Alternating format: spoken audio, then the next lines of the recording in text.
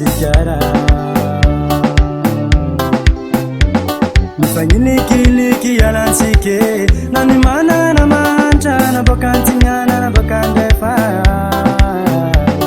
Nano boka vara ta bokatimu Nani vuntani kwesa zavela Adilai porti kat solution Yalansika corruption fai fonira mana irna tike Ulbets kataluma fanangambara Fresankina nuerisika Malagasina mako Dawatika baifanga Pyampandustana zangatikatie Yatika komtamba tamifanga mpi Tela Madagasikara Mifanyilikiliki yalansike Nanmana na manta na bokantinyana na bokandefa Nanoboka vara ta bokatimu Anyivuntani kwesa zavela Adilai porti kat solution Yalansika corruption fai fonira mana irna tike Ulbets katalua fanangambara Fresankina nuerinsika Kandawa mizay taterahitsike Madagasikara tanda zansika Musima mizay timutsika Kandawa mizay zamboarinsike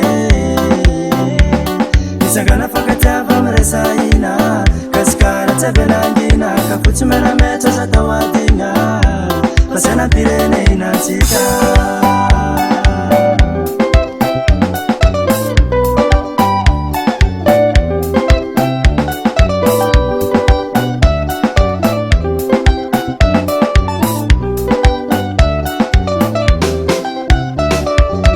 Yalansike Mifanyensike mifamuna Zatya fangaratsi fakatiava Efa elana sontsika falovantagna Efa mikoron-tandava Tsary nisy vahinzagny nampedetsike Sametragno fa mifamony mba hiala tetrotsika fa tsy manjary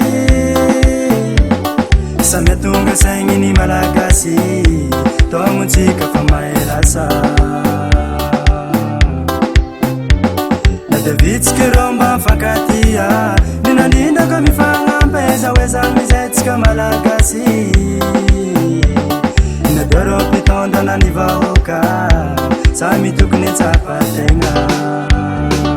Fatsika io samy manana didi Madagasikara titanda zansika Musima mizay dimutsika Kandawa mizay zamboaritsike Isangana fakatiava mresaina Kasikara tsabelangina Kafutsy menametsa zatawadina Pasena pirene